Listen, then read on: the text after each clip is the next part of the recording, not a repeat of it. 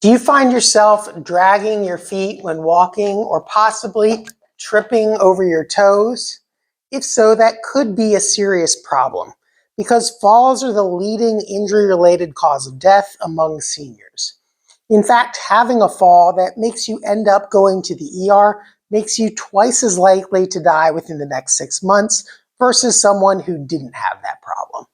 And approximately 1 in every 40 people who ends up in the ER due to a fall does actually die within the next 6 months. Now, that's not to scare you, but it is a serious problem. So in this video, I'm going to show you the various things that can cause you to trip over your toes, plus give you solutions for each. Now, many people think tripping over their toes is due to lack of ankle dorsiflexion, which is this motion. And that is one possible cause, but there are other ones as well. One of them is just your gait pattern. That if you find that you're taking shorter, slower steps like this, it actually doesn't allow you to clear your foot very well.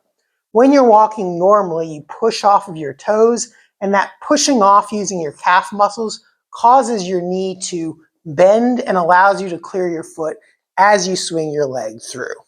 If you're walking slowly, you never really get that push off, which doesn't allow for your knee to bend.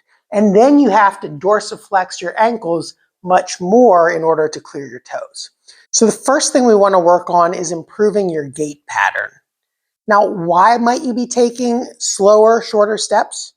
Well, one main reason is due to a balance problem.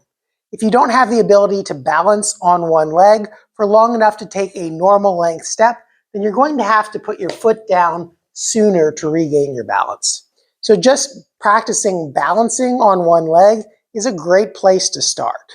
If you need to, you can hold onto a wall or a piece of furniture to help out, but the ability to stand on one leg for 10 seconds or longer actually cuts your risk of dying within the next 10 years in half. So it's a good exercise for seniors to be doing anyway. So again, just practice standing on one leg. If you can't do it fully, hold on to something or leave your toe slightly touching down and work up to being able to hold standing on one leg for 10 seconds or longer. Now, another reason, like I mentioned before, is the push off when you go to push through. And that requires strength out of your calf. Now, another reason why you might lack ankle dorsiflexion is due to stiffness in your calf. So if your calf muscles are too weak, that can cause you to drag your toes. If your calf muscles are too tight, that can also cause you to drag your toes. So this next exercise is going to work on both of those. To do this exercise, you'll stand facing towards a wall like this and then lean in like you're doing a calf stretch.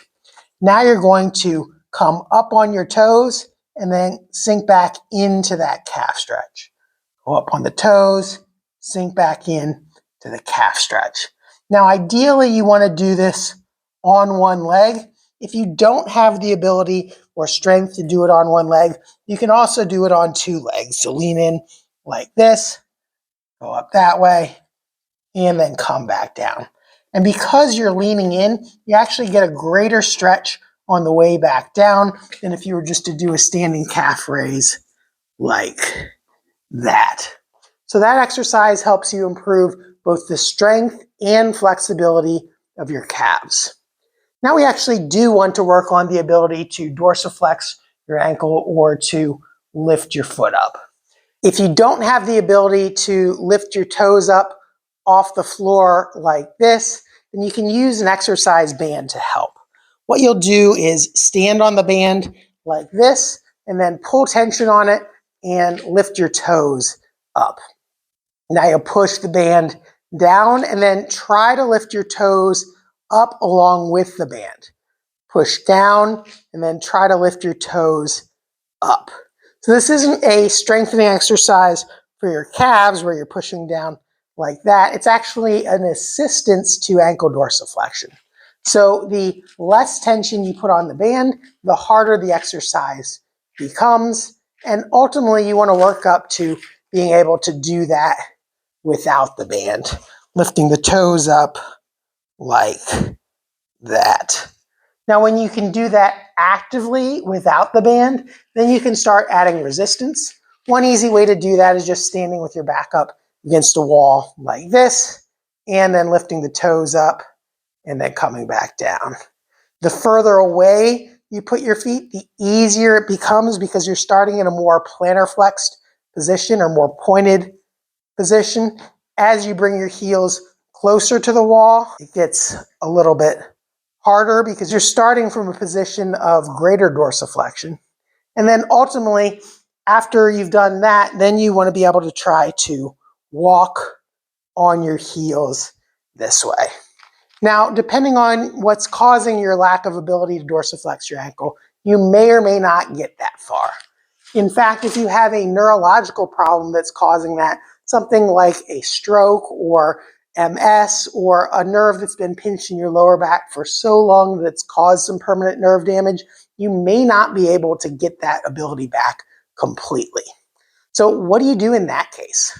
Well, you can wear an AFO, and if you do have some sort of neurological problem like that, chances are your doctor may have already prescribed one. You can just search Amazon for AFO or ankle foot orthosis, and you'll find probably hundreds of different brands. However, most people find that AFOs are cumbersome, they're not quite that comfortable, and they don't look all that great either. An alternative is these adaptive shoes from Cadence. And they're called adaptive because they adapt to whether or not you have pressure on your foot. They actually have two little pucks here, and you can kind of hear, they almost sound like tap shoes on this surface, but they slide nice and easily so you don't catch your toe. However, when you push your foot down, it compresses the foam in this front part of the sole, pushes those pucks up, and then you have the grippy part of the shoe underneath here. So they'll slide very easily when there's no pressure on them, but when there's pressure on the foot, it stops. And so it really is pretty innovative. When the brand first reached out to me about them, I didn't understand how they worked, but they did send me a sample, and it's really actually pretty interesting. There is actually a lot of science behind it. The founder of the company is a mechanical engineering professor at University of California, Santa Barbara. And before that, he did his PhD at MIT working on the Skywalker project. Additionally, these shoes are undergoing a $2.3 million NIH-funded grant at the Shirley Ryan Ability Lab. And if you're not in the world of rehab, that's actually a pretty big deal. So there is a lot of science behind these shoes. Additionally, these shoes are Velcro. They just Velcro off and Velcro on. These are actually false laces. And then these are elastic laces here. So they are Velcro shoes, but they don't look that way. And that's great for people who either have had a stroke and don't have coordination in their hands, or just if you have arthritis in your fingers and you have trouble tying and untying knots. These are great shoes that still look somewhat like normal tie shoes. So if you'd like to learn more about these Cadence adaptive shoes, I'll put a link down in the description below. Otherwise, let me know how the exercises work out for you.